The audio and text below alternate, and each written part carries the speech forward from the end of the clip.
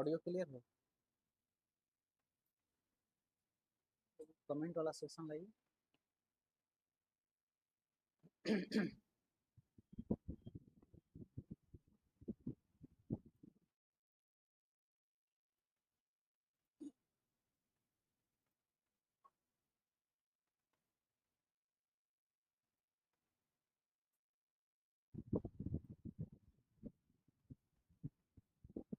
ठीक है,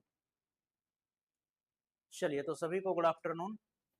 तो हम लोग पढ़ रहे थे इलेक्ट्रोस्टैट और इसमें हम लोग बात कर रहे थे इलेक्ट्रिक डाइपोल के बारे में।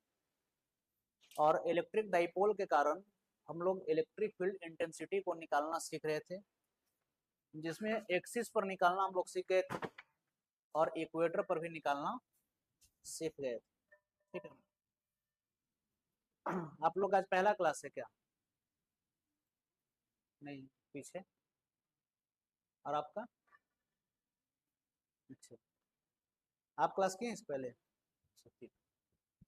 चलिए, तो जितने भी लोग लाइव जुड़ चुके हैं एक बार आप लोग कंफर्म कर लेंगे ऑडियो वीडियो सब कुछ प्रॉपर है या नहीं, ऑनलाइन या फिर एप्लीकेशन के माध्यम से। चलिए, सुषमा कुमारी गुड आफ्टरनून। चलिए, बाकी एप्लीकेशन में देख लीजिए ऑडियो वीडियो सब कुछ क्लियर है या नहीं, फिर हम लोग शुरू करते हैं। तो देखिए, पिछले क्लास में जो हम लोग सीखे थे वो ये सीखे थे कि इलेक्ट्रिक डाइपोल के कारण हम लोग इलेक्ट्रिक फील्ड इंटेंसिटी को कैसे निकालते हैं। चलिए ठीक है मुमताज जी। तो हम लोग ये सीखे थे कि जैसे मान करके चलिए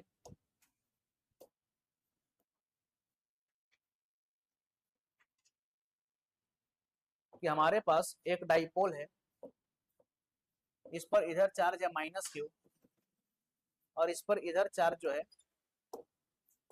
कितना है, प्लस क्यू। इधर चार्ज आपका माइनस क्यू और यहाँ कितना है, प्लस क्यू चार्ज। और दोनों के बीच का जो सेपरेशन है ये कितना है, तो ये सेपरेशन है 12 और ये इसका सेंटर है। तो अगर आपसे कोई पूछे कि इक्वेटोरियल पोजीशन पर जो है, सॉरी पहले एक्सियल पोजीशन पर आइए, इस लाइन को हम लोग एक्सिस बोलेंगे और इस पॉइंट P पर कोई आपसे इलेक्ट्रिक फील्ड का इंटेंसिटी पूछ रहा था, किसके कारण, इस डाइपोल के कारण। तो हम लोग सीखे थे कि यहाँ पर क्या होता है, 2kp बाई आर ई का क्यूब, या आप इसको ऐसे भी लिख सकते हैं 1/4 pi epsilon naught 2p by R E का क्यूब। बोलिए हाँ या ना। लेकिन अगर इसी डाइपोल के कारण अगर इसी डाइपोल के कारण इक्वेटर पर आपसे कोई पूछे कि इलेक्ट्रिक फील्ड की इंटेंसिटी क्या होगी इक्वेटोरियल पोजीशन पर, चलिए मान लेते हैं कि यहाँ पर कोई एक पॉइंट P है। तो इक्वेटोरियल पॉइंट पर एक चीज समझिए, डाइपोल मोमेंट जो होता है इसका डायरेक्शन किधर होता है, नेगेटिव से पॉजिटिव की ओर। तो यहाँ पर जो आपका डाइपोल मोमेंट P था ये इधर डायरेक्टेड था, लेकिन जब इक्वेटर पर आप निकाले थे तो इलेक्ट्रिक फील्ड इंटेंसिटी की डायरेक्शन किधर थी, इस साइड में थी। इलेक्ट्रिक फील्ड इंटेंसिटी आपका इधर ही लग रहा था ना, याद कीजिए।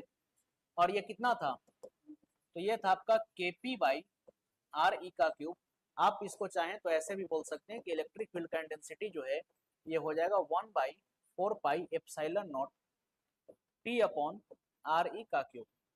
बोलिए, ये दो कॉन्सेप्ट हम लोग पिछले क्लास में समझे थे, यहां तक किन्हीं को कोई कंफ्यूजन? पहला चीज हम लोग समझे थे कि किसी डाइपोल के कारण एक्सिस पर जो इलेक्ट्रिक फील्ड की इंटेंसिटी होती है 2kp बाई आर ई का क्यूब। लेकिन अगर इसी डाइपोल के कारण आप इक्वेटर पर देखिएगा इलेक्ट्रिक फील्ड का इंटेंसिटी, तो ये अपोजिट डायरेक्शन में होता है डाइपोल मोमेंट के, और कितना होता है, तो Kp बाई आर ई का क्यूब। ये रिजल्ट हमारे कॉपी में पिछले क्लास तक आ चुका था। तो आपको इसी प्रकार से रिजल्ट को याद रखना है, ठीक है। बीच का ड्राइवेशन आप कैसे किए ये सब चीज को आप भूल जाइए, सीधा रिजल्ट याद रखिए। एग्जाम का क्वेश्चन आएगा आसानी से आपका बनना शुरू हो जाएगा। ये कॉन्सेप्ट क्यों बताए, दरअसल इसी का भी हम लोग यूज करेंगे और किसी भी मतलब कि किसी रैंडम पोजीशन पर जो है हम लोग इलेक्ट्रिक फील्ड इंटेंसिटी को निकालेंगे इलेक्ट्रिक डाइपोल के कारण। तो आ जाइए, इसमें जो है हम लोग इसमें हम लोग एक्सिस पर निकाल चुके थे, बाकी इक्वेटर पर भी निकाल चुके थे।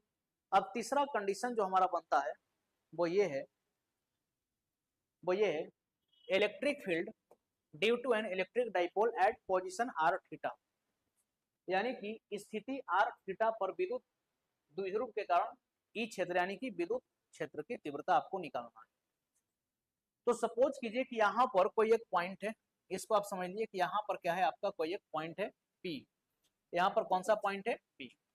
और इस पॉइंट P पर जो है आपको क्या करना है, ये जो आपका माइनस Q और ये जो आपका प्लस Q है चार्ज, इसके कारण आपको क्या करना है, इलेक्ट्रिक फील्ड का इंटेंसिटी निकालना है। तो आइए इसको समझते हैं कैसे निकालेंगे। तो जैसा सपोज कीजिए कि आपके पास एक इलेक्ट्रिक डाइपोल है, चलिए ये रहा हमारा माइनस Q चार्ज यहाँ पर, और यहाँ पर क्या है, प्लस Q चार्ज। अब एक कोई पॉइंट P है हमारे पास। अच्छा, पहले एक सेंटर बना लीजिए, ये रहा आपका सेंटर, ये क्या है, तो ये हमारा सेंटर मान लेते हैं O। और ये जो टोटल लेंथ होता है ये कितना होता है, 2L होता है। टोटल लेंथ कितना होता है, 2L। अब यहाँ से किसी रैंडम पोजीशन पर, यहाँ से किसी रैंडम पोजीशन पर चलिए, यहाँ पर हमारे पास कोई एक पॉइंट है। कौन सा पॉइंट है, पॉइंट P है, जिसका कोऑर्डिनेट है r, थीटा, यानी कि सेंटर से जो इसका पोजीशन वेक्टर है ये r है, और ये एक्सिस के साथ कितना एंगल बना रहा है, थीटा एंगल बना रहा है। तो आपसे पूछा जा रहा है कि इस डाइपोल के कारण पॉइंट P पर जो है इलेक्ट्रिक फील्ड इंटेंसिटी क्या होगी, विद्युत क्षेत्र की तीव्रता क्या होगी। तो देखिए इसके लिए हम लोग क्या करें, तो हम लोग सीखे थे कि एक्सिस पर हम लोग निकाल सकते हैं कि नहीं। अगर एक्सिस पर हमसे कोई पूछे तो 2kp बाई आर ई का क्यूब, और इक्वेटर पर कोई पूछे तो हम लोग क्या बोल देंगे, kp बाई आर ई का क्यूब। तो हमको वही आता है, तो उसी का हम लोग क्या करेंगे, यहाँ पर यूज करेंगे। तो देखिए ऐसा करते हैं कि ये जो आपका OP है या फिर जो पॉइंट P है, हम लोग एक इस पर परपेंडिकुलर लाइन को ड्रॉ कर देते हैं अपने मन से। क्या किए, एक परपेंडिकुलर लाइन को कर दिए ड्रॉ। तो जब परपेंडिकुलर लाइन को हम किए ड्रॉ, तो सबसे पहले एक बात बताइए, ये आपका माइनस Q चार्ज था, ये आपका प्लस Q चार्ज है, दो पोल है, इसको डाइपोल बोलेंगे। तो इस दो पोल के कारण इलेक्ट्रिक फील्ड की डाइपोल मोमेंट का जो डायरेक्शन होगा ये किधर होगा, तो निगेटिव से पॉजिटिव की ओर।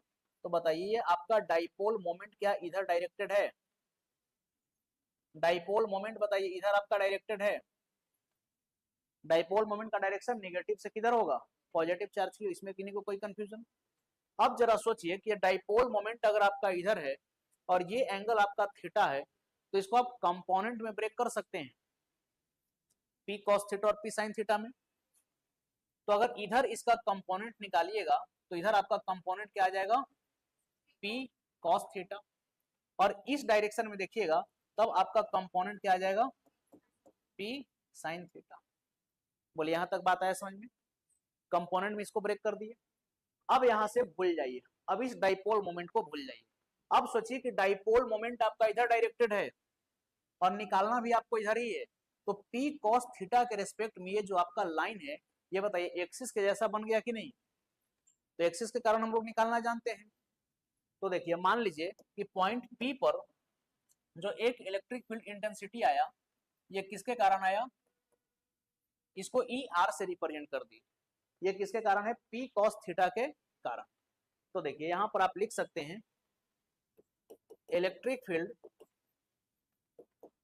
Intensity at point at P due to dipole moment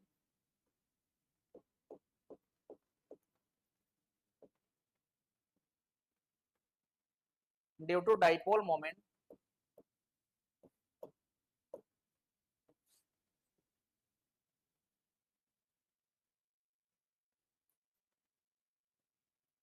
due to dipole moment P cos theta, P cos theta. कितना हो जाएगा? तो देखिए फॉर्मूला क्या होता था, एक्सिस पर होता था 2kp बाई आर ई का क्यूब। तो अगर इसके हिसाब से लिखिएगा तो क्या आप लिख सकते हैं कि ई आर जो होगा ये किसके बराबर हो, तो के के जगह पर लिख देते हैं 1/4 पाई एप्सिलॉन नॉट, 2 को 2 रहने दीजिए और पी के जगह पर क्या रखें, तो जब डाइपोल मोमेंट पी रहता था तब ना पी लिखते थे, यहाँ पर डाइपोल मोमेंट आपका क्या है, पी कॉस थीटा है, तो यहाँ पर पी नहीं लिखेंगे बल्कि क्या लिखेंगे, पी कॉस थीटा और बाई आर ई का क्यूब। बोलिए ये चीज समझ में आया, ये चीज समझ में आया, किन्हीं को कोई कंफ्यूजन? अब आइए इसका काम हो गया खत्म, यहां तक क्लियर है, हाँ या ना? अब देखिए, अब इस पी साइन थीटा के कारण, चूंकि देखिए जब आप एक्सिस पर निकालते थे या इक्वेटर पर निकालते थे तो आपके पास एक डाइपोल मोमेंट होता था, लेकिन जब आप इसको कंपोनेंट में ब्रेक कर दिए तो आपको दो दो डाइपोल मोमेंट मिल गया। एक डाइपोल मोमेंट ऐसा था जो कि आपके पोजीशन वेक्टर के डायरेक्शन में डायरेक्टेड था, या फिर आप कहिए कि एक्सिस के अलोंग डायरेक्टेड था। लेकिन अब जरा देखिए, यहां से परपेंडिकुलर लाइन को ड्रॉ किए, मतलब ये एंगल कितना है, 90 डिग्री। तो पी साइन थीटा के रेस्पेक्ट में देखिएगा, इसके रेस्पेक्ट में पी साइन थीटा के रेस्पेक्ट में, तो ये पॉइंट आपका कैसा बन जाएगा, इक्वेटर। जैसे पी कॉस थीटा के रेस्पेक्ट में एक्सिस बन गया, तो पी साइन थीटा के रेस्पेक्ट में कैसा बन जाएगा, इक्वेटर बन जाएगा। तो इसके कारण जो है डायरेक्ट इलेक्ट्रिक फील्ड आपका इधर डायरेक्टेड होगा, अपोजिट डायरेक्शन में नहीं। देखिए ये नेगेटिव चार्ज होता था, ये पॉजिटिव चार्ज होता था, बीच का डिस्टेंस 12। तो एक्सिस पर जब आप निकालते थे तो आपका क्या आता था, एक्सिस पर आपका आता था 2kp बाई आर ई का क्यूब आता था। आपका डाइपोल मोमेंट किधर डायरेक्टेड होता था, इधर नेगेटिव से पॉजिटिव की ओर। लेकिन जब आप इक्वेटर पर जाकर के किसी पॉइंट पर निकालते थे तब आपका इलेक्ट्रिक फील्ड इधर आता था कि नहीं, और ये क्या होता था, तो ये सिंपली होता था kp बाई आर ई का क्यूब। बोलिए ये बात समझ में आया कि नहीं? तो अगर डाइपोल मोमेंट आपका इधर है तो इसके परपेंडिकुलर आपका इक्वेटर हो गया, तो इसके विपरीत दिशा में आ रहा था आपका इलेक्ट्रिक फील्ड का इंटेंसिटी। तो यहाँ पर देखिएगा तो पी साइन थीटा के रेस्पेक्ट में ये इक्वेटर के जैसा ये पॉइंट बन गया कि नहीं, तब इलेक्ट्रिक फील्ड इंटेंसिटी किधर आएगा, इस डायरेक्शन में, और इसको बोल देते हैं ई थीटा। क्या बोल दी इसको, ई थीटा। तो क्या अब आप इसको ऐसा लिख सकते हैं, देखिए electric field intensity, electric field intensity at point P due to dipole moment P sin theta, ये क्या हो जाएगा, तो हम लोग सीखे थे कि ये होता है kp बाई आर का क्यूब, यही सीखे थे ना। तो यहाँ से क्या लिखेंगे, electric field intensity due to theta, ये हो जाएगा k के जगह पर लिख दीजिए 1/4 pi epsilon p by, p के जगह पर क्या लिखेंगे, p sin थीटा, और बाई में क्या लिखेंगे, आर की। बोले यहाँ तक क्लियर है, बात आया समझ में?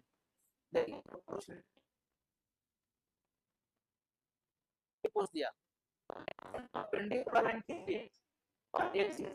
कॉन्सेप्ट को लगा दिए।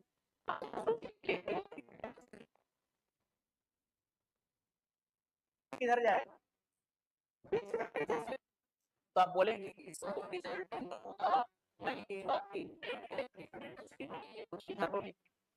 मान लीजिए कि जो है एंगल कितना है, ये एंगल है अल्फा। तो सबसे पहले नेट इलेक्ट्रिक फील्ड का इंटेंसिटी अगर आपको लिखना हो तो आप ई नेट क्या लिखेंगे,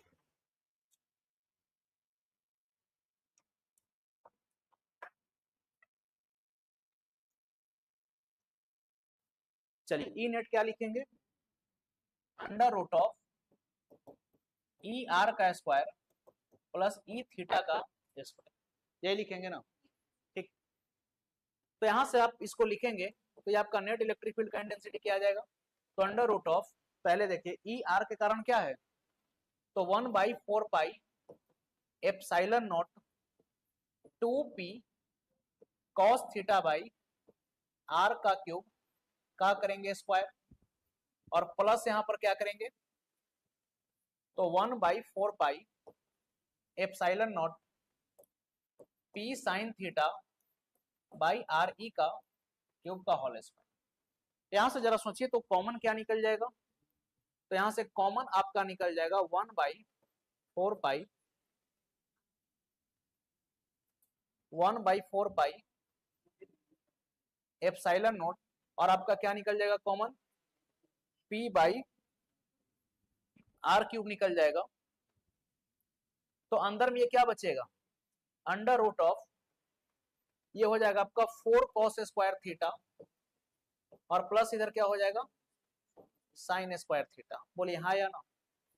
अगर इसी को आप लिखना चाहें 4 cos स्क्वायर थीटा को, तो क्या आप इसको ऐसा लिख सकते हैं 3 sine square theta plus sine square theta और प्लस प्लस अच्छा cos स्क्वायर है,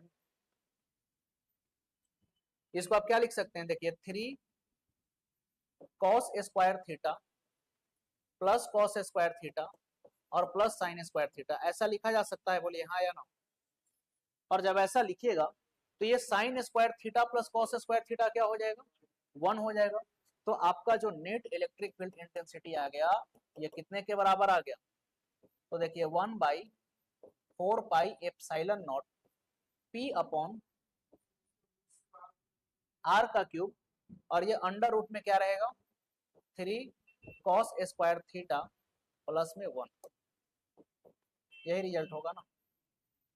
चलिए तो ये हो गया आपका नेट इलेक्ट्रिक फील्ड का इंटेंसिटी। हाँ बोलिए क्या रूट से बाहर, तो अगर इसका स्क्वायर कीजिएगा तो कॉमन होकर के ये बाहर नहीं निकल जाएगा, निकल जाएगा ना। आप चाहें तो इसको ऐसे भी लिख सकते हैं, देखिए दूसरे शब्दों में अगर आप चाहें तो इसको आप ऐसे भी लिख सकते हैं कि जो हमारा नेट इलेक्ट्रिक फील्ड इंटेंसिटी बना इसके जगह आप लिख दीजिए के, तो केपी बाई आर का cube under root of 3 cos square theta plus 1। चलिए तो अब जो है इसको आप पहले नोट कीजिए, फिर ये एंगल भी एग्जाम में पूछता है, एग्जाम में एंगल भी पूछ देगा कि किस एंगल पर लग रहा है ये डाइक, मतलब इलेक्ट्रिक फील्ड की इंटेंसिटी जो है किस एंगल पर है, तो एंगल को निकालना हम लोग सीखते हैं। पहले आप इसको करेंगे नोट। साउंड में प्रॉब्लम आ रहा है, थोड़ा चेक कीजिए क्या है। चलिए रीना लकड़ा गुड आफ्टरनून, बाकी लोग देख लीजिए एक बार साउंड में क्या इशू है।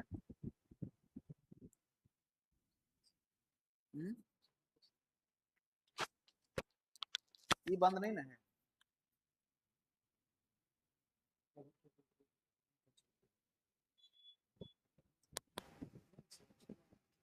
ये ब्लू था हरा हो गया, देखिए सही कौन है। हेलो हेलो, ये रहेगा डिप कर रहा है, सही है।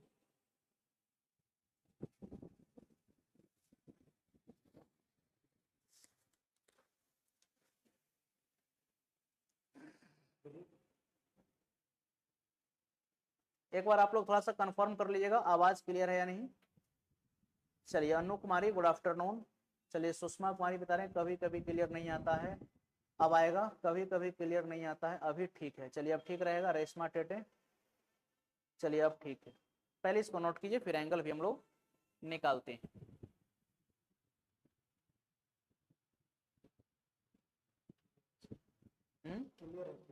क्लियर है ना।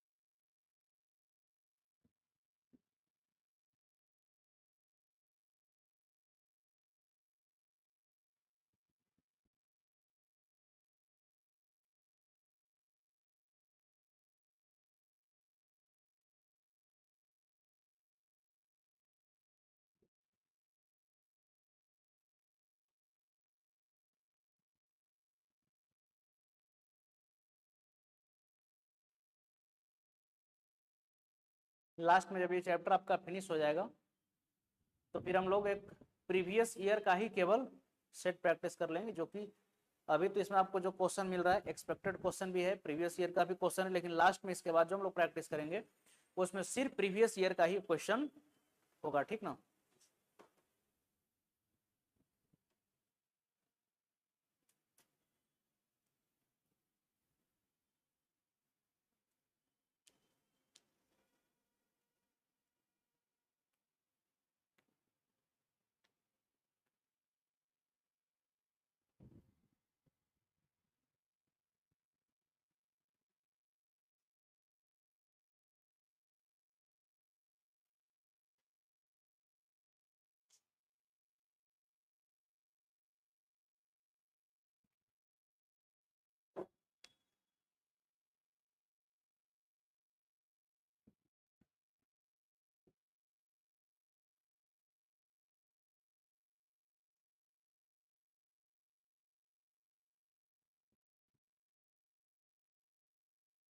हो गया, चलिए तो इसको करते हैं रब।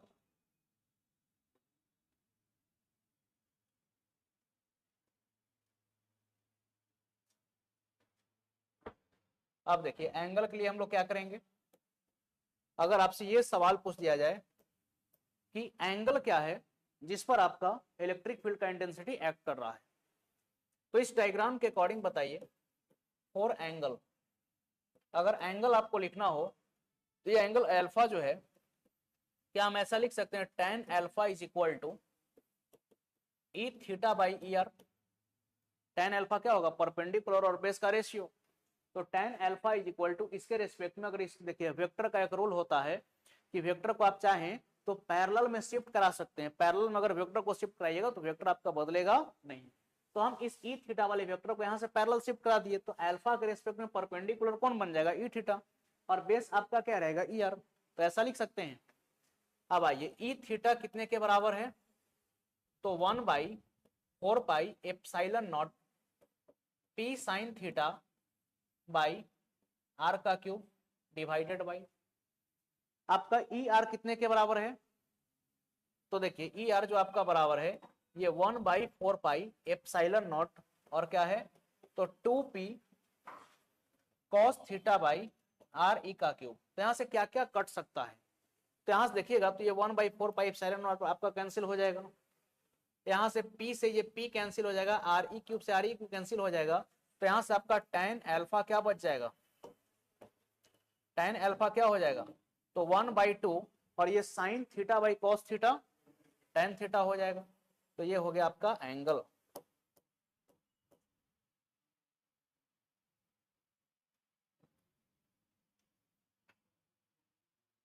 चलिए tan थीटा है, ठीक है, तो यहाँ से आप अल्फा इज इक्वल टू क्या लिख सकते हैं, अल्फा इज इक्वल टू हो जाएगा tan इनवर्स 1/2 tan थीटा, और ये सब रिजल्ट को आप क्या करेंगे, सीधा सीधा याद रखेंगे, ये रिजल्ट को आप क्या करेंगे, सीधा सीधा याद रखेंगे।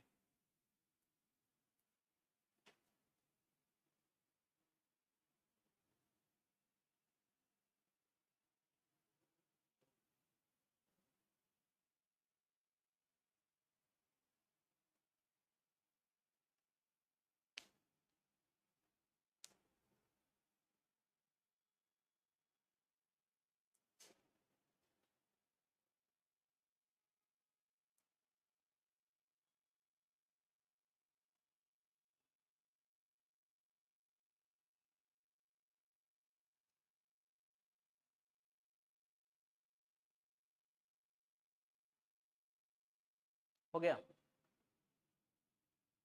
तो आइए एक बार समरी के तौर पर समझ लेते हैं हम लोग, समरी के तौर पर कि हम लोग क्या क्या सीखे, तो ये जो आपका था, देखिए अब रिजल्ट आपको कैसे याद रखना है ये आपको हम बता रहे हैं। अब बीच का जितना डेरिवेशन वगैरह किए, देखिए हालांकि एक बात सही है, आपके मन में एक चीज ये भी आता होगा कि अगर कंपटीशन पढ़े तो डेरिवेशन क्यों बता रहे हैं, तो डेरिवेशन अगर आपको नहीं बताएंगे तो एक फिजिक्स पढ़ने का आपको फील नहीं आएगा, और जब तक फील नहीं आएगा फिर फिजिक्स फिजिक्स है नहीं, तो फिजिक्स का मतलब है कि अंदर तक जाना चाहिए, आपको एक एक बात समझ में आनी चाहिए, तो समझने के बाद लास्ट में हम लोग क्या करेंगे, रिजल्ट को कर लेंगे याद, और वही जो है हमारे एग्जामिनेशन के लिए जो है बहुत ज्यादा बेनिफिशियल भी साबित होगा। अब देखिए कैसे काम करना है। जैसे आपको बोले थे कि पतला कॉपी बनाइएगा, तो जैसे पतला कॉपी बनाए तो उसमें लिख देंगे electric field due to an electric dipole at an axial position, इस टाइप का डायग्राम बना देंगे। और इस पॉइंट पर कोई पूछे कि इलेक्ट्रिक फील्ड क्या होगा, तो हम सीधा बोल देंगे कि electric field at point P is equal to 2 KP by RE का क्यूब। बस काम खत्म, बीच के ड्राइवेशन से कोई मतलब नहीं है। हाँ, इसी को आप चाहें तो ऐसे भी करके लिख सकते हैं, EP is equal to K के जगह पर लिख दीजिए 1/4 पाई एप्सिलॉन नॉट, ठीक है, और 2 times of P into RE का क्यूब। अब देखिए अगर इस पर न्यूमेरिकल भी कभी आपके एग्जाम में आ गया तो आप आसानी से बना सकते हैं। कैसे? मान लीजिए कि आपको क्वेश्चन दिया कि एक इलेक्ट्रिक डाइपोल है जिसका डाइपोल मोमेंट इतना है, डाइपोल मोमेंट आपको बता दिया, ठीक। तो इस डाइपोल के कारण इतना डिस्टेंस पर इलेक्ट्रिक फील्ड इंटेंसिटी क्या होगी। तो जब डिस्टेंस भी आपको दे दे, देखिए डाइपोल मोमेंट बता ही दिया, डिस्टेंस आपको बता ही दिया, तो बाकी इसका वैल्यू तो आपको पता ही है के का वैल्यू। तो आप बताइए इलेक्ट्रिक फील्ड का इंटेंसिटी बता सकते हैं कि नहीं? ठीक है, अब आ जाइए, एक ये सीखे हम लोग, दूसरा रिजल्ट क्या सीखे? तो हम लोग सीखे कि electric field due to an electric dipole at equatorial position, यानी कि किसी इलेक्ट्रिक डाइपोल यानी कि विद्युत द्विध्रुव के कारण भूमध्य रेखा पर किसी बिंदु पर विद्युत क्षेत्र की तीव्रता क्या होगी। तो सबसे पहली बात हम लोग ये सीखे कि अगर ये निगेटिव चार्ज है और ये पॉजिटिव चार्ज है, तो जो डाइपोल मोमेंट होता है ये किधर डायरेक्टेड होता है? नेगेटिव से पॉजिटिव। तो सबसे पहली बात तो हम ये सीखे कि यहाँ पर डाइपोल मोमेंट का डायरेक्शन ये है, किधर से किधर? तो नेगेटिव से पॉजिटिव। लेकिन इसके कारण जब इक्वेटर पर बनेगा इलेक्ट्रिक फील्ड का इंटेंसिटी, तो इसका डायरेक्शन किधर होगा? इधर होगा। बोलिए हाँ या ना? अपोजिट डायरेक्शन में डाइपोल मोमेंट के। देखिए एक्सिस पर जो है आपका इलेक्ट्रिक फील्ड का इंटेंसिटी डाइपोल मोमेंट के ही डायरेक्शन में होती है, लेकिन इक्वेटर पर जो आपकी इलेक्ट्रिक फील्ड की इंटेंसिटी है ये डाइपोल मोमेंट के अपोजिट डायरेक्शन में होती है। क्या ये बात आया समझ में? हाँ या ना? और यहाँ पर इलेक्ट्रिक फील्ड का इंटेंसिटी कितना है आपका? तो सिंपल रिजल्ट याद रखेंगे KP बाई RE का क्यूब। और इसको 10 बार लिखिएगा कॉपी में, 20 बार लिखिएगा कॉपी में, एकदम आपके माइंड में हो जाएगा सेट। फिर क्वेश्चन जो है आप चुटकी में बनाना शुरू कर देंगे, आपको ये सब बिल्कुल भी टफ नहीं लगेगा। बचपन में जब आप गलती करते थे तो कैसे सीखते थे? मार तो अलग चीज होता था, जैसे हिंदी में श्रुति लेख लिखवाया जाता था हम लोग, तो हम लोग हर सही तरीके में गलती करते थे, गुरु जी कहते थे 25-25 बार लिखो। अब 10 गो शब्द अगर गलती हो गया और 25-25 बार लिखना हो गया तो 250 बार लिख देते थे।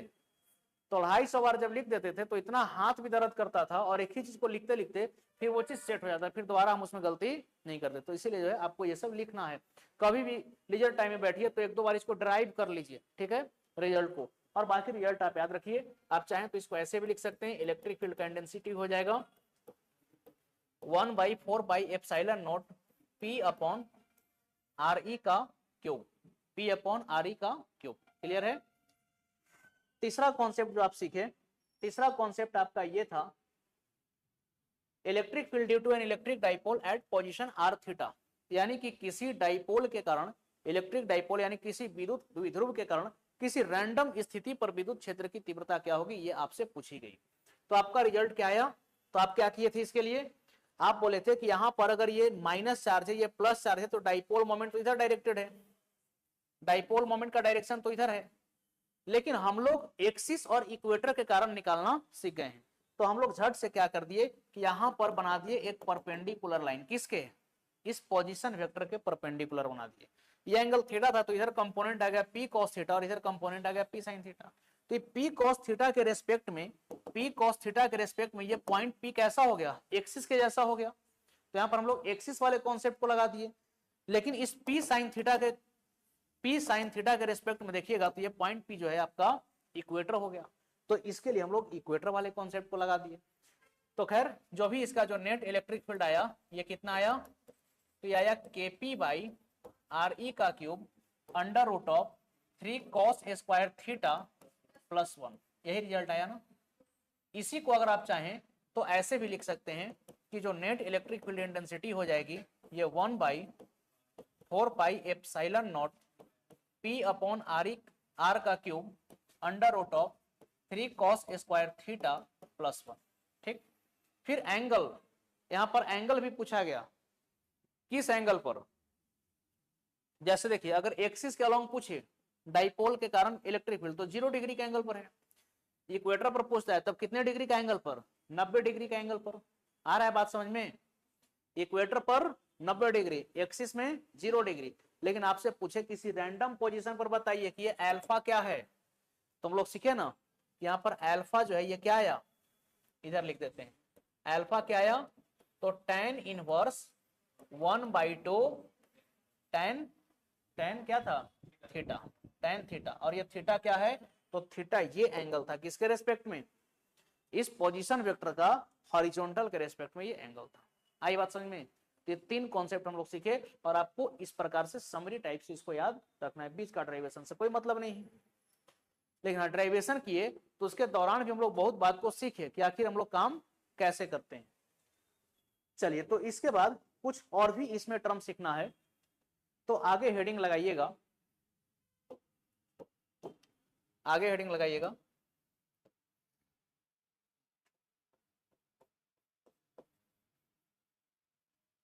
टॉर्क एक्टिंग ऑन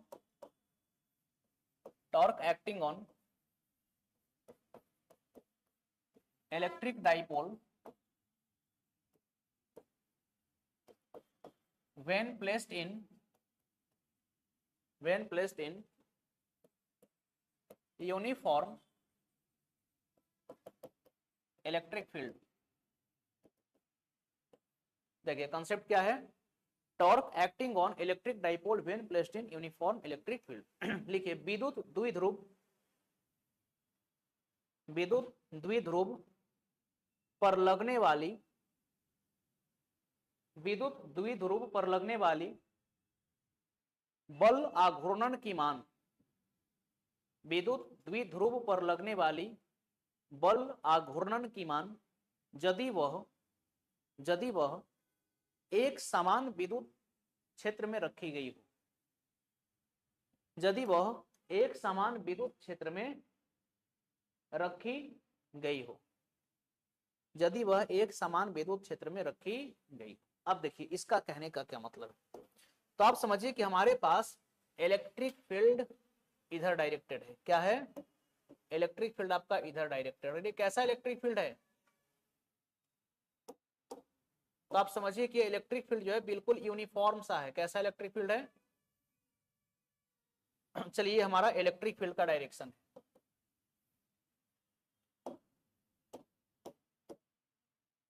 ये आपका क्या हो गया, इलेक्ट्रिक फील्ड हो गया। इलेक्ट्रिक फील्ड किधर डायरेक्टेड है, इस डायरेक्शन। देखिए अभी तक जो आप कॉन्सेप्ट सीख रहे थे, इसमें इलेक्ट्रिक डाइपोल के कारण इलेक्ट्रिक फील्ड इंटेंसिटी हम निकाल रहे थे।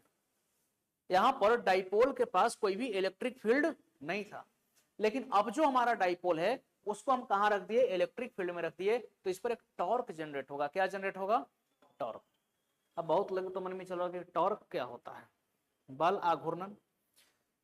तो देखिए टॉर्क कुछ नहीं है, आप समझिए कि टॉर्क एक ऐसा फैक्टर है, एक ऐसी कारक है जो किसी भी वस्तु में घूर्णन को उत्पन्न कर सकती है। जैसे ये पंखा भी अगर रोटेट करा तो ड्यू टू टॉर्क। जैसे आप नल खोलते हैं घर में कि नहीं, नल खोलते हैं ना, जैसे मान लीजिए आपका नल है, ठीक, इसको खोलना है तो आप इसको कैसे पकड़ते हैं, ऐसे पकड़ते हैं, देखिए उंगली पकड़िएगा और इसको ऐसे घुमा देते हैं कि नहीं। तो जब आप नल खोले तो इसको आप इधर खींच रहे थे, ऐसे पकड़े, मतलब इससे आप इधर फोर्स लगाए और इस पर इधर फोर्स लगाए। देखिए इधर से फोर्स लगाए इधर और इस पर फोर्स लगाए इधर, तो ये घूम गया कि नहीं, घूम गया ना। तो जब समान परिमाण का बल लेकिन विपरीत दिशा में आप किसी वस्तु पर आरोपित करते हैं तो उसमें एक घूर्णन उत्पन्न हो जाती है, and that factor is called torque. तो यहां पर भी वही चीज है, अगर एक समान विद्युत क्षेत्र में आप किसी विद्युत द्विध्रुव को रख रहे हैं तो इसमें एक टॉर्क उत्पन्न होगी, जिसके कारण डाइपोल आपका क्या करेगा, रोटेट करना शुरू कर देगा। टॉर्क का मतलब समझ में आ गया। तो टॉर्क एक ऐसा फैक्टर होता है जो किसी भी चीज में रोटेशन को क्रिएट कर सकता है समझ में मिथिलेश जी, समझे। चलिए तो यहां पर जो है मान करके चलिए कि हमारे पास एक पॉजिटिव चार्ज है प्लस क्यू, और यहां पर हमारे पास एक नेगेटिव चार्ज है, एक नेगेटिव चार्ज है, कौन सा, माइनस क्यू। और इनके बीच का जो सेपरेशन है ये इनके बीच का सेपरेशन कितना है, तो मान लीजिए कि इनका ये सेंटर रहा, चलिए यहाँ पर सेंटर आ गया संयोग से, और ये जो है इनके बीच का डिस्टेंस कितना है 2l। डाइपोल के मतलब कि दो चार्जेस के बीच का डिस्टेंस हम हमेशा क्या लिखते हैं 2l लेते हैं, तो बीच का डिस्टेंस यहाँ पर कितना है 2l है। तो एक बात बताइए, हम लोग पढ़े हैं कि जब किसी पॉजिटिव चार्ज को आप इलेक्ट्रिक फील्ड में रखते हैं तो उस पर फोर्स किधर लगता है और कितना लगता है, एक बात पढ़े हैं, फोर्स इज इक्वल टू होता है Q इंटू ई। ये फॉर्मूला पढ़े हैं कि नहीं, इलेक्ट्रिक फील्ड की इंटेंसिटी क्या होती है फोर्स पर यूनिट चार्ज, तो फोर्स क्या हो जाएगा चार्ज इंटू इलेक्ट्रिक फील्ड। तो एक बात बताइए, अगर ये पॉजिटिव चार्ज है और इलेक्ट्रिक फील्ड आपकी आगे डायरेक्टेड है, तो इस पर बताइए फोर्स आगे लगेगा कि नहीं, और कितना फोर्स लगेगा क्यू ई फोर्स लगेगा। अब कहिएगा यहाँ प्लस नहीं लिखिएगा, तो बोलेंगे नहीं बिल्कुल नहीं, प्लस क्यों नहीं लिखेंगे, क्योंकि यहाँ पर हम फोर्स के मैग्नीट्यूड का बात कर रहे हैं, वो प्लस माइनस तो डायरेक्शन बताएगा ना।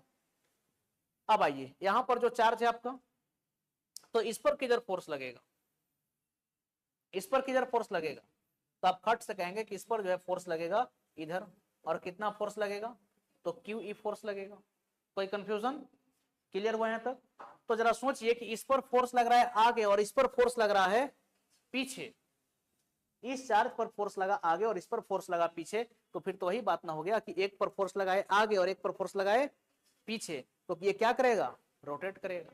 तो जरा सोचिए कि ये डाइपोल भी आपका ऐसे रोटेट कर जाएगा कि नहीं, इस पर फोर्स लगा आगे और इस पर फोर्स लगा पीछे, तो ये डाइपोल आपका क्या करेगा इस प्रकार से रोटेट करना शुरू कर देगा।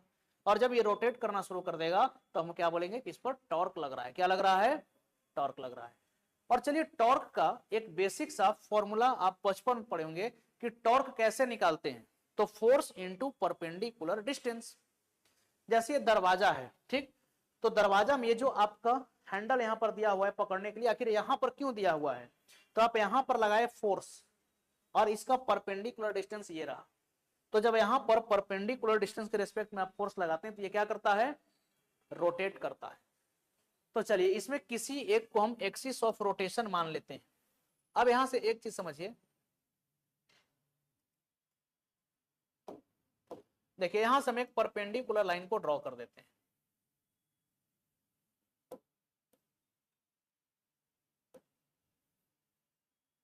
यहां हम ड्रॉ कर दिए एक परपेंडिकुलर लाइन।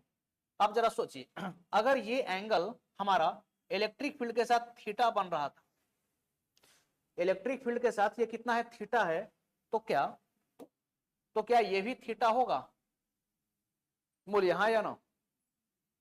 और इस ट्रायंगल में अगर आप साइन थीटा को लिखना चाहेंगे तो साइन थीटा क्या लिखते हैं परपेंडिकुलर बाई हाइपोटेनस, तो इसके रेस्पेक्ट में परपेंडिकुलर तो आपका ये बन जाएगा, तो चलिए इसको परपेंडिकुलर रहने देते हैं, और हाइपोटेनस आपका क्या हो जाएगा 12, चूंकि 90 डिग्री हो गया ना। परपेंडिकुलर डिस्टेंस लेना है, देखिए इस फोर्स के रेस्पेक्ट में परपेंडिकुलर डिस्टेंस हमारा ये हो गया, अगर आप इस फोर्स को पकड़ते तो इधर परपेंडिकुलर डिस्टेंस लेते ठीक, तो क्या इसको 2l लिख सकते हैं, तो साइन थीटा क्या हो गया परपेंडिकुलर अपॉन हाइपोटेनस। तो अगर यहां से कोई आपसे परपेंडिकुलर का वैल्यू पूछे तो आप खट से क्या बोल दीजिएगा 2l साइन थीटा। तो बताइए ये जो परपेंडिकुलर है क्या इसको हम बोल सकते हैं कि ये 2l साइन थीटा हो गया, यहां से लेकर के यहां तक ये क्या हो गया 2l साइन थीटा। अब एक चीज आप बचपन से सीखे होंगे कि टॉर्क कैसे निकालते हैं, टॉर्क कैसे निकालते हैं, तो फोर्स और परपेंडिकुलर डिस्टेंस को क्या कर देते हैं मल्टीप्लाई कर देते हैं। तो आइए अब यहां से अगर टॉर्क हम निकालें, नाउ यहां से हम निकालते हैं टॉर्क को, देखिए क्या लिखेंगे torque acting on electric dipole, यानी कि विद्युत द्विध्रुव पर लगने वाली बल आघूर्णन, विद्युत द्विध्रुव पर लगने वाली बल आघूर्णन। तो आप खट से क्या बोलेंगे टॉर्क इज इक्वल टू क्या हो जाएगा, टॉर्क एक वेक्टर क्वांटिटी है, तो फोर्स क्या लग रहा है QE, तो फोर्स लगा QE, और यहां पर आपका जो परपेंडिकुलर डिस्टेंस है ये कितना है, तो 2l साइन थीटा, कितना आ गया 2l साइन थीटा। तो क्या इसको हम ऐसा भी बोल सकते हैं कि जो हमारा टॉर्क एक्ट कर रहा है, जो हमारा टॉर्क एक्ट कर रहा है, इसको हम ऐसे लिख लेते हैं Q इंटू 2L और मल्टीप्लाइड बाई क्या हो जाएगा E साइन थीटा। और Q इंटू 2L को हम क्या लिखते हैं डाइपोल मोमेंट। डाइपोल मोमेंट क्या था, डाइपोल मोमेंट क्या है product of either charge into distance between them. किसी एक चार्ज को पकड़िए और दोनों चार्ज के बीच के सेपरेशन को देखिए, दोनों को गुणा कर दिए, डाइपोल मोमेंट मिल जाता है। तो क्या इसके जगह पर हम डाइपोल मोमेंट लिख सकते हैं P, और ये क्या हो गया PE sine theta, PE sine theta. Clear है। अगर इसको आप वेक्टर फॉर्म में लिखना चाहेंगे तो आप कैसे लिखेंगे, इन वेक्टर फॉर्म में अगर आप लिखना चाहेंगे तो एक बात बताइए, अगर आपको निकालना हो A क्रॉस B तो आप क्या लिखते हैं AB sine theta, AB sine theta. लेकिन यहां पर जो है देखिए ये मैग्नीट्यूड के टर्म में आया है, तो यहां से आप वेक्टर, यहां पर आप मॉड लगा सकते हैं। क्या लगा सकते हैं मॉड, क्योंकि यहां पर आप क्या निकाल रहे हैं, यहां पर इसके मैग्नीट्यूड को आप निकाल रहे हैं, तो क्या लगा दिए मॉड। तो इसको वेक्टर फॉर्म में अगर आप लिखना चाहेंगे तो आपका टॉर्क क्या हो जाएगा, तो टॉर्क जो है ये डाइपोल मोमेंट, डाइपोल मोमेंट और इलेक्ट्रिक फील्ड इंटेंसिटी की क्या है, सॉरी क्रॉस प्रोडक्ट है। ये कैसा प्रोडक्ट है, क्रॉस प्रोडक्ट है, तो P क्रॉस E ऐसा लिखा जा सकता है कि नहीं। चलिए पहले इसको नोट कीजिए, फिर हम लोग कुछ और बात इसमें सीखते हैं।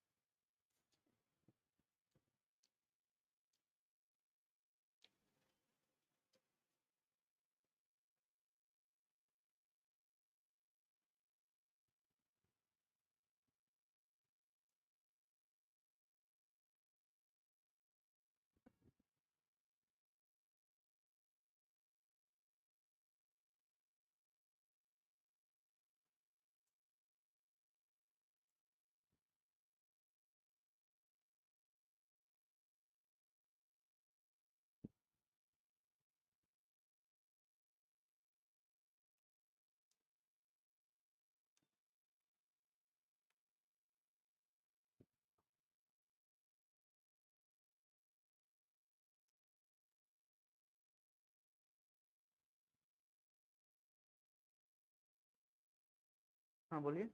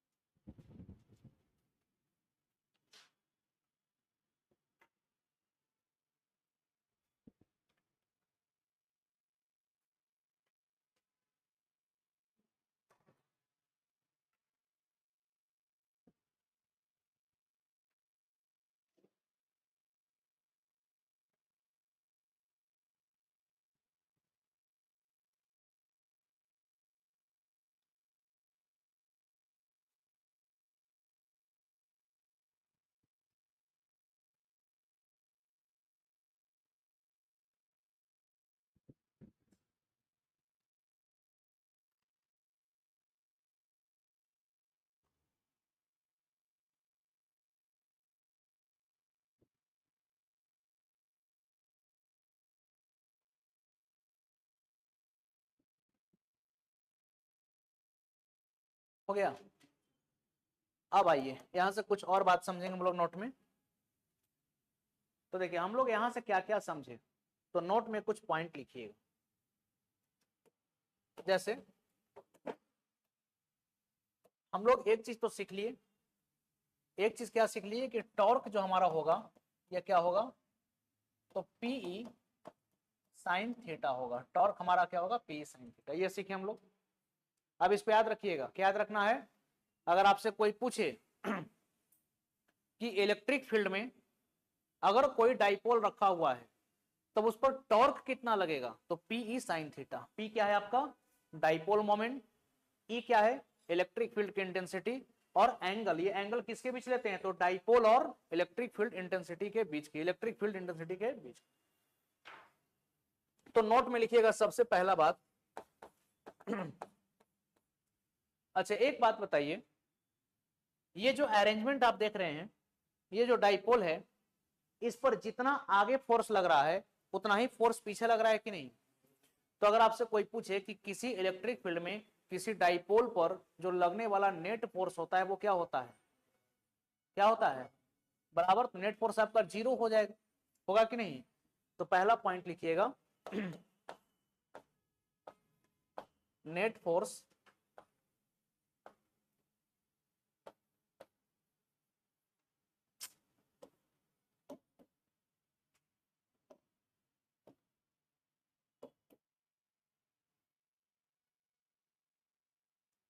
चलिए यहां लिखते हैं, लिखेंगे नेट फोर्स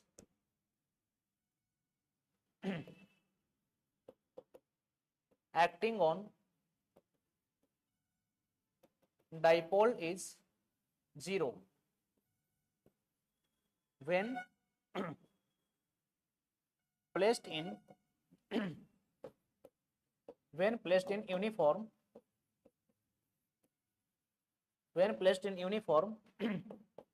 electric field। लिखिए यदि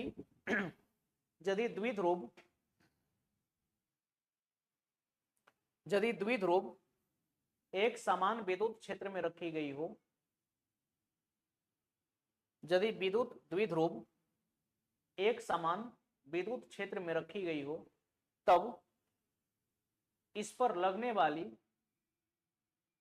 परिणामी बल शून्य होती, तब इस पर लगने वाली परिणामी बल शून्य होती है, परिणामी बल शून्य होती है। क्लियर हो गया ये पॉइंट। अब आइए दूसरा नंबर पॉइंट। दूसरा नंबर पॉइंट क्या है कि जैसे सपोज कीजिए कि एक इलेक्ट्रिक फील्ड का हम बना लेते हैं, चलिए ऐसे समझिए कि हमारा रहा इलेक्ट्रिक फील्ड, ये हमारा इलेक्ट्रिक फील्ड का डायरेक्शन।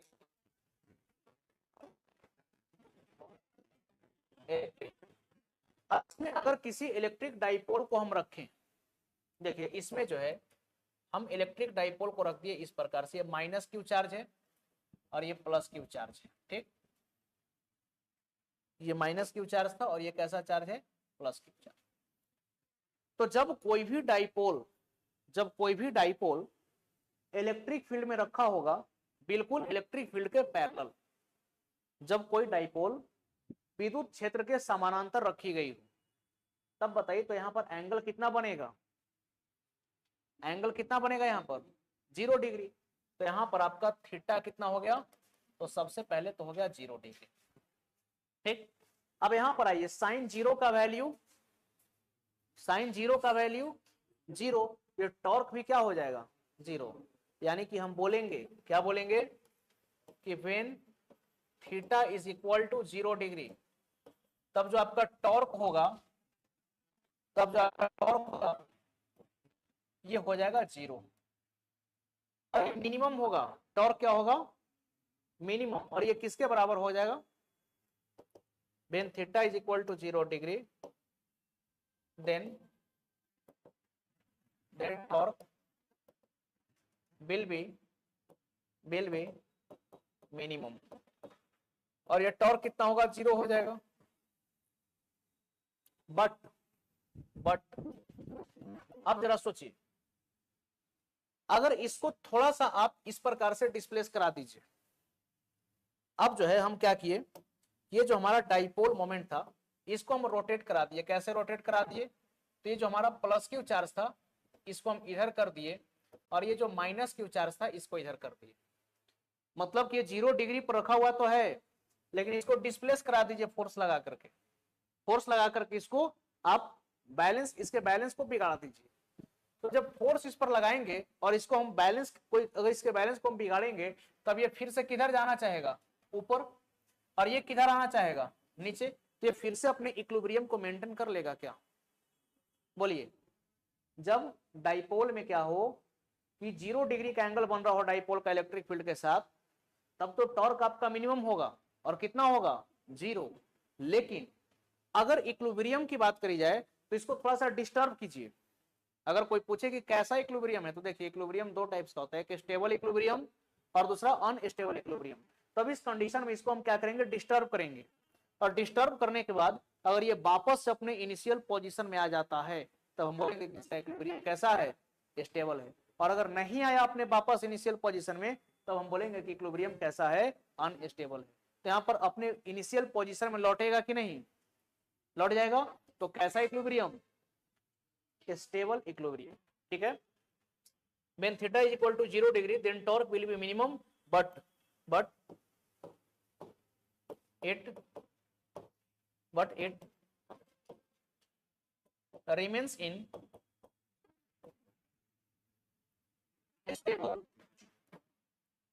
stable equilibrium. तब ये किस इक्विलिब्रियम में रहेगा, स्टेबल इक्विलिब्रियम में रहेगा। ये दूसरा बात हो गया। तीसरा नंबर पॉइंट क्या है, तीसरा नंबर पॉइंट समझेंगे। अब जरा सोचिए कि फिर से वही कहानी कि इलेक्ट्रिक फील्ड इंटेंसिटी आपका इधर डायरेक्टेड है, ये रहा इलेक्ट्रिक फील्ड इंटेंसिटी का डायरेक्शन,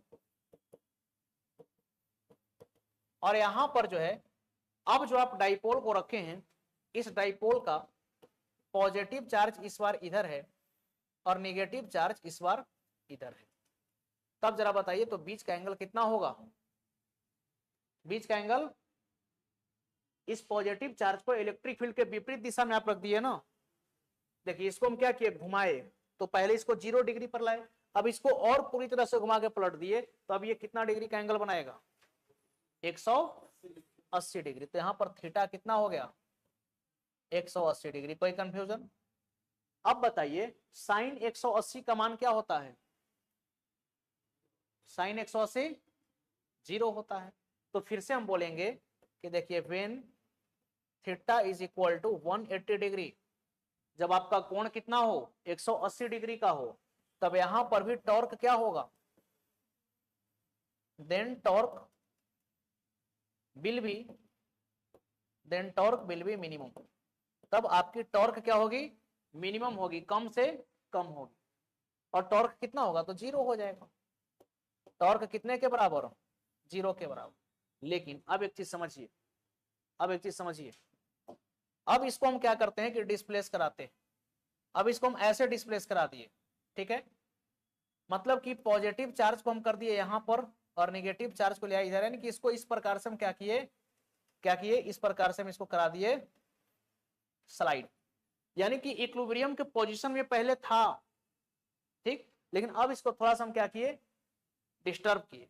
अब जब इसको थोड़ा सा डिस्टर्ब कीजिएगा तो फिर क्या वापस से अपने ये पोजीशन में लौटेगा, वापस अपने पोजीशन में लौटेगा, ये अब अपने पोजीशन में नहीं लौटेगा, क्योंकि इस पर जो है, इस पर QE फोर्स किधर लगना शुरू हो जाएगा, आगे इलेक्ट्रिक फील्ड का डायरेक्शन में, और इस पर QE फोर्स किधर लगेगा, इधर लगेगा। तो ये खट से क्या कर जाएगा, इस प्रकार से रोटेट ना कर जाएगा।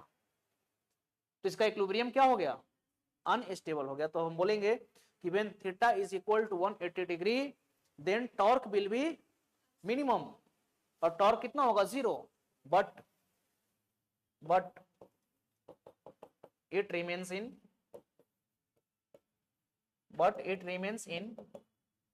unstable equilibrium,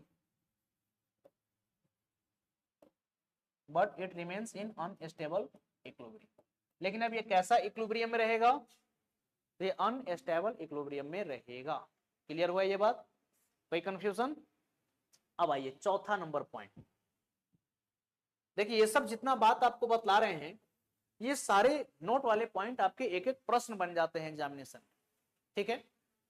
और ये सब बात को जब तक हम नहीं समझ पाते हैं तो फिर यही सब चीज हमारे लिए पहाड़ लगना शुरू हो जाता है। इसीलिए अगर आपको क्लास में कोई चीज समझ में कभी नहीं भी आया तो आप पूछिए, और नहीं तो फिर वीडियो लेक्चर को बार बार प्ले करके देखिए, बार बार प्ले करके देखिए, एक एक वर्ड को आप बार बार सुनिए, रिकॉल कीजिए, और कड़ी को जोड़े रखिए। कड़ी समझते हैं ना, यानी कि जो यहां से निकल रहा है वो चीज, मतलब आपका लिंक हमारे साथ सीधा अटैच होना चाहिए, तो आपको एक एक चीज क्लियर समझ में आएगा।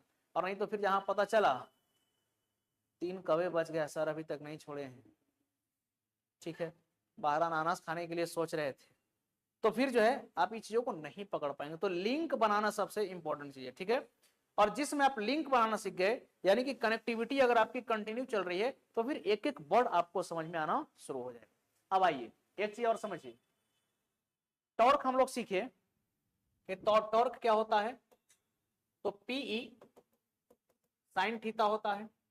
अगर हमारा थीटा हो जाए 90 डिग्री, थीटा कितना हो जाए 90 डिग्री, तो साइन 90 का वैल्यू क्या होता है 1 होता है, और साइन का मैक्सिमम वैल्यू कितना होता है 1 होता है। साइन का मैक्सिमम वैल्यू 1 कितने डिग्री पर 90 डिग्री पर। तब हम बोलेंगे कि टॉर्क मैक्सिमम ना होगा। याद रखिएगा, जब कोई डाइपोल इलेक्ट्रिक फील्ड के बिल्कुल परपेंडिकुलर रखा हुआ हो, कैसे रखा हुआ हो बिल्कुल परपेंडिकुलर, तब जो उस पर टॉर्क लगेगी वो मैक्सिमम होगी। और टॉर्क कितने के बराबर होगा, तो अगर 90 रखिएगा तो पीई के बराबर। देखिए तो लिख लेंगे, चलिए कलर को कर देते हैं चेंज यहां पर थोड़ा सा। देखिए यहां पर बोलेंगे कि when an electric dipole, when an electric dipole is placed perpendicular to electric field, then